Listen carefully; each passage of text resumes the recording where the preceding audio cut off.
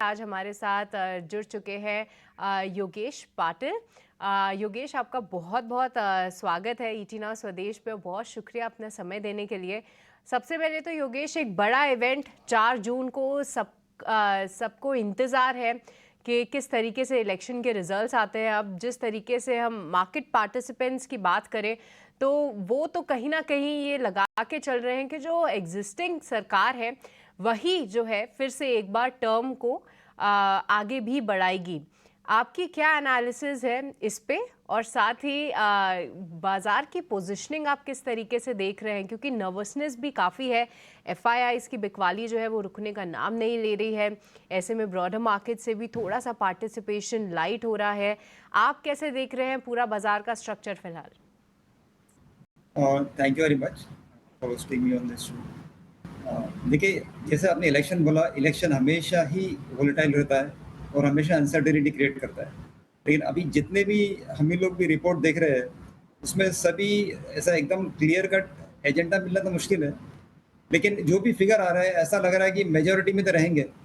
तो इस पे कुछ भी कमेंट करना मुश्किल है नंबर्स पे, लेकिन ये मैं उम्मीद करता हूँ कि जो भी गवर्नमेंट आएगी, एटलीस्ट जो पॉलिसीज है और इंडिया की जो महत्व होता है या फिर जो पॉजिटिव है, जो फंडामेंटल्स है, वो चेंज नहीं हो पाएगी। थोड़ा बहुत पॉलिसी में चेंजेस पॉसिबल है, जैसे कि ग्लोबली इंडिया जिस रेट से ग्रो कर रहा है वो बहुत ज़्यादा चेंज नहीं होगा। इंडिया का डेमोग्राफी डिविडेंड है, जो इंडिया 50 या 30 से 40 साल तक और यंग रह सकता है, वर्किंग एज पॉपुलेशन कम है, तो वो चेंज नहीं होगा। पीएलआई स्ट्रक्चर जो गवर्नमेंट ने अनाउंस किए थे, जो भी गवर्नमेंट आए, वो बहुत ज़्यादा चेंज होते नज़र नहीं आ रहे हैं। और काफ़ी सारा जो इंडिया में जो कैपेक्स है, वो खाली इंटरनल नहीं है, एक्सपोर्ट के लिए भी है। तो मुझे नहीं लगता ऐसा बहुत ज़्यादा फ़र्क पड़ेगा। देखिए, थोड़ा इलेक्शन के चलते में थोड़ा बहुत वॉलीटिलिटी हमेशा रहती है और हर इलेक्शन में रहती है। लेकिन इंडिया के फंडामेंटल बहुत सुधर चुके हैं और काफ़ी डिफरेंट है। और यहाँ पे हमेशा प्रायोरिटी दी जाती है कि कौन सा देश अच्छा है। क्योंकि अगर आप देखेंगे पिछले 2 साल का और अगले 2 साल की प्रोडिक्शन देखेंगे, तो इंडिया ही ऐसा देश है जिसमें आपको जीडीपी ग्रोथ या इकोनॉमिक ग्रोथ की कंटिन्यूटी और बहुत ज़्यादा डिस्ट्रप्शन नहीं नजर आता compare to other emerging markets and developed countries. तो रिलेटिवली इंडिया सबसे बेस्ट प्लेस है। और ऑब्वियसली इलेक्शन का थोड़ा सेंटीमेंट में असर पड़ता है और बहुत ज़्यादा लंबा नहीं पड़ता है। तो हम लोग नॉर्मली लॉन्ग टर्म इन्वेस्टर है और हमेशा फंडामेंटल्स या अर्निंग ग्रोथ पे फोकस रखते हैं, और उन्हीं सब स्टॉक्स या सेक्टर्स पे हम लोग हमेशा पॉजिटिव रहते हैं। हुँ। तो योगेश जी, किन सेक्टर्स पर आप बुलिश हैं? क्योंकि अब बड़ा इवेंट तो है ही, और उसके बाद कुछ नई चीज़ें, कुछ नए पॉलिसीज़ के अनाउंसमेंट भी शायद सुनने को मिले आने वाले समय में, एक बार ये रिजल्ट और नतीजे आ जाए तो। तो नई सरकार को देखते हुए, चुनावी नतीजों को देखते हुए और लॉन्ग टर्म के लिहाज से भी कौन-कौन से थीम और किस तरह के निवेश थीम और किन सेक्टर्स पर आपकी नज़र है? जी, देखिए, अगर आप देखेंगे इंडिया में 15 सालों से ऑलमोस्ट कैपेक्स नहीं हुआ है, स्पेशली पावर साइड में। रिन्यूएबल पावर, थर्मल पावर और रिन्यूएबल में भी सोलार और विंड।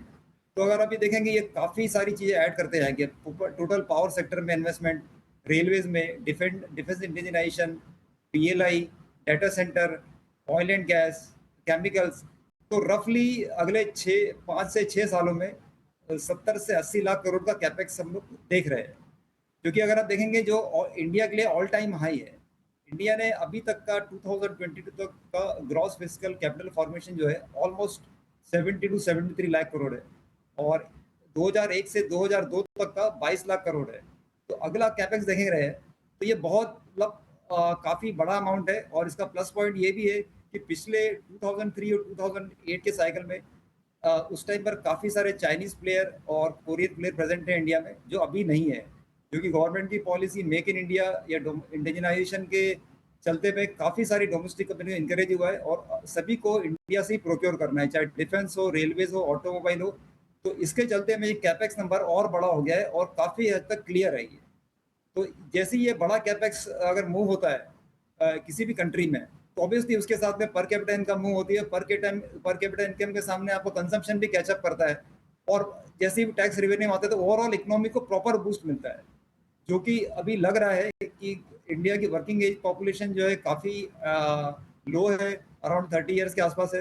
कंपेयर टू चाइना और जो नियरेस्ट अपने कंट्रीज है, जो साइजेबल कंट्रीज है, तो काफ़ी सारा इन्वेस्टमेंट इंडिया में आ रहा है, एक्सपोर्ट के लिए भी और डोमेस्टिक कंजम्पशन के लिए भी। ये तो एफडीआई की बात है, और डोमेस्टिकली भी काफ़ी लोग एक्सपोर्ट की तैयारी कर रहे हैं। पावर सेक्टर में इन्वेस्टमेंट हो रहा है, गवर्नमेंट की पॉलिसीज़ है पावर सेक्टर पे, और पावर सेक्टर जो डेफिसिट है ऑल 10 ईयर हाई चल रहा है। तो इन सब के चलते हमें काफ़ी बड़ा कैपेक्स है, जैसे कि मैंने बताया कि कम से कम 70 से 80 लाख करोड़ का कैपेक्स पॉसिबल है अगले 6 सालों में, जो कि गवर्नमेंट ने भी अपना रोड मैप बनाया है, काफ़ी सारी फंडिंग कंपनी ने बनाया है। न्यू जो थीम्स आई है इस बार, डेटा सेंटर है, पीएलआई है, डिफेंस मैन्युफैक्चरिंग है और रेलवेज है, जो अभी पिछले साइकिल में ये प्रेजेंट नहीं थी। तो हमें लग रहा है ओवरऑल पूरा कैपेक्स थीम रहेगा और ये ओवरऑल इंडिया के लिए बहुत अच्छा समय आएगा। ठीक है। योगेश जी नमस्कार, अभिषेक बोल रहा हूँ। सर देखिए, हमारे दोनों सहयोगी ने आपसे बाजार का मूड समझ लिया, शेयर सेक्टर भी समझ लिए। आपसे ना बिल्कुल मैं एक जेनरिक सवाल पूछूंगा, और वो सवाल पूछूंगा जो एक निवेशक के मन में है, एक ट्रेडर के मन में है, क्योंकि 4 तारीख को तो नतीजे आएंगे, लेकिन 3 तारीख को भी बाजार जो है एग्जिट पोल के जो नतीजे आएंगे उसके आधार पर रिएक्शन देगा। तो आप जैसा एक फंड मैनेजर किस तरह से प्रिपेयर कर रहा है उस दिन के लिए, 3 तारीख के लिए और 4 तारीख के लिए? और ये जानना इसलिए ज़रूरी है क्योंकि आप जैसे सुधी लोगों से सुन के जो हमारे दर्शक हैं वो भी अपनी तैयारी कर लेंगे। तो 3 तारीख के लिए और 4 तारीख के लिए खुद को कैसे प्रिपेयर रखना है बाजार में, और किस तरह से मौके खोजने चाहिए उस दिन? और देखिए, इलेक्शन एक हमेशा ही बाइनरी इवेंट रहा है, थोड़ा आपको उसके अगेंस्ट में पोजीशन करना पड़ता है और काफ़ी सारे रिस्क पैरामीटर आपको कंसिडर करना पड़ता है। और तीसरा पॉइंट मैं ये वही कहूँगा कि कंपनीज के फंडामेंटल अच्छे रहने चाहिए। उन्हीं सबको हम लोग बेसिकली जहाँ पे इन्वेस्ट करते हैं, और बट शॉर्ट टर्म वोलेटिलिटी रह सकती है। देखिए, नतीजे इलेक्शन में कोई भी आए, मार्केट आप हिस्ट्री देखिए, मार्केट हमेशा कुछ दिनों बाद उस चीज़ को इग्नोर करता है, और हर गवर्नमेंट कहीं ना कहीं डेवलपमेंट की बातें करके या उसके फोकस करके कहीं ना कहीं उसको उसी लाइन में लेके जाता है। तो ऐसा कोई बहुत ज़्यादा फर्क मुझे नहीं लगता है, शॉर्ट टर्म में हो सकता है पड़े, और ये मार्केट हमेशा सेक्टर स्पेसिफिक ही होता है। जहाँ पे अर्निंग ग्रोथ रहती है, फंडामेंटल साउंड रहेगी, वहाँ पर मार्केट हमेशा उस पर्टिकुलर स्टॉक्स को या सेक्टर्स को सपोर्ट करेगा। और जो भी जहाँ पे नतीजे कमज़ोर रहेंगे, जो बहुत ही कम जहाँ पे विजिबिलिटी कम रहेगी और बहुत ज़्यादा डिपेंडेंसी रहेगी लिक्विडिटी पे या सेंटीमेंट पे, तो शायद उन सब स्टॉक्स में आपको नुकसान उठाना पड़ सकता है, अगर जिनके नतीजे या फिर आपका अर्निंग ग्रोथ बेटर नहीं होगी। तो ओवरऑल जो है देखिए, सब जगह पे रिस्क तो सभी जगह पे होता है, चाहे ग्लोबल लीजिए, डोमेस्टिक लीजिए, कंपनी स्पेसिफिक। कुछ रिस्क 5 साल में आते हैं, पर ठीक है, मार्केट काफ़ी हद तक उसको समझ भी रहा है। और जैसे कि एफआई देखेंगे कि मई में काफ़ी सारा एफआई ने सेल ऑफ भी किया है, ऐसा नहीं लोग सेल ऑफ भी किए, पर ठीक है, अगर आपको एक लॉन्ग टर्म व्यू लेना पड़ेगा। मेरा यही इन्वेस्टर से रिक्वेस्ट है कि लॉन्ग टर्म व्यू लेके काम करिए। लॉन्ग टर्म में हमेशा पैसा बनता है। शॉर्ट टर्म ट्रेडिंग में मैं किसी भी चीज़ में इसको सपोर्ट नहीं करता हूँ, ना ही मैं कोई व्यू देता हूँ इस पर। इंडिया एक बहुत ही अट्रैक्टिव कंट्री है जहाँ पे लॉन्ग टर्म में हमेशा सबका पैसा बना है। पिछले 20 साल की हिस्ट्री देखिए, अगले 10 साल भी अच्छे ही है। तो जो भी अगर सोच के लगाना है तो कम से कम लॉन्ग टर्म के हिसाब से लगाइए। शॉर्ट टर्म ट्रेड मैं एक्चुअली रिकमेंड नहीं करता हूँ। ये आपका कहना बिल्कुल सही है, और हम देख भी रहे थे कि जो LIC म्यूचुअल फंड का पूरा पोर्टफोलियो है वो काफ़ी स्ट्रॉन्ग है, जहाँ पे आप कुछ थीम्स की बात भी कर रहे थे, पावर से जुड़ी थीम्स, ये सब में ही आपका एक्सपोजर है। साथ ही साथ इंडियन होटल्स, रिलायंस जैसे काउंटर्स भी मौजूद हैं। पर जैसे कि अर्निंग्स योगेश अभी पूरी ख़त्म हुई है, इसमें एक सेक्टर पे हमने देखा कि प्राइस एक्शन भी अच्छा था और कमेंट्री भी पॉजिटिव साइड आई, वो है FMCG स्पेस, एक अंडर परफॉर्मर रहा है। क्या अर्निंग्स के बाद थोड़ा सा भरोसा यहाँ पे ज़्यादा आया है, क्योंकि जिस तरीके से आप अर्निंग्स पे फोकस कर रहे हैं, अगर FMCG नहीं तो कोई ऐसा स्टैंड आउट सेक्टर आपके लिए रहा है जहाँ पे आपको लगता है कि आने वाले समय में अर्निंग्स ग्रोथ के चलते जो है एक अच्छा मोमेंटम रह सकता है और उसके लिहाज से इन्वेस्टर्स को भी उम्मीद है कि अच्छे रिटर्न्स मिलेंगे? जी देखिए, अभी अगर आप देखिए, मैं एग्जैक्टली अपने पोर्टफोलियो के बारे में बात नहीं करूँगा, लेकिन इन जनरल बताता हूँ कि इंडस्ट्रियल पावर इक्विपमेंट, पावर से रिलेटेड काफ़ी कंपनीज में आया, नंबर्स अच्छे आए हैं और उनकी अर्निंग ग्रोथ भी अच्छी रहेगी।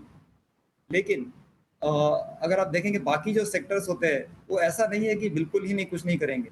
देखो 1-2 क्वार्टर का लैग होता है और पोर्टफोलियो अप्रोच हम लोग हमेशा रखते हैं, चाहे पॉजिटिव हो या नेगेटिव, उनको अंडरवेट, ओवरवेट के हिसाब से एडजस्ट करते हैं। एकदम किसी भी सेक्टर का वेटेज ज़ीरो नहीं करते या बहुत ज़्यादा एक्स्ट्राऑर्डिनरी इन्वेस्टमेंट नहीं करते एक किसी पर्टिकुलर सेक्टर या स्टॉक्स में। तो हमारा ओवरवेट पोजीशन के हिसाब से अगर किसी का कैपेक्स थीम है तो कैपेक्स वाले स्टॉक्स में या सेक्टर्स में ज़्यादा प्रेजेंट होता है, और जो थोड़ा-सा कंजम्पशन पे बुलिश होता है, जो आईटी बुलिश होता है, तो उस हिसाब से पोजीशनिंग होती है। तो मैं एग्ज़ैक्टली इस पे कमेंट नहीं करूँगा कि हमारा थीम क्या था, लेकिन ओवरऑल पोर्टफोलियो अप्रोच है और हम लोग ये मानते हैं कि इंडिया एक ग्रोथ कंट्री है, जहाँ पे एक लार्जली कैपेक्स ड्रिवन ग्रोथ रहेगी और उसी सब सेक्टरों में अर्निंग ग्रोथ रहेगी रिलेटेड, जो कि इंडस्ट्रियल्स है, पावर है, जो कि रेलवेज़, डिफेंस, एक्सपोर्ट है, ऑटो एंसिलरी है एंड ऑटो है। तो ये सेक्टर्स एक्चुअली कैपेक्स ड्रिवन रहेंगे और आगे भी कंटिन्यू रह सकते हैं। ओके योगेश जी, आप बहुत बहुत शुक्रिया करेंगे आपका आज हमारे साथ जुड़ने के लिए, इलेक्शंस को लेके जिस तरीके का मूड और माहौल बन रहा है वो बताने के लिए, और साथ ही जो बड़ी थीम्स जहाँ पे आपकी भी नज़र है वो भी हाईलाइट करने के लिए। बहुत बहुत शुक्रिया आपका।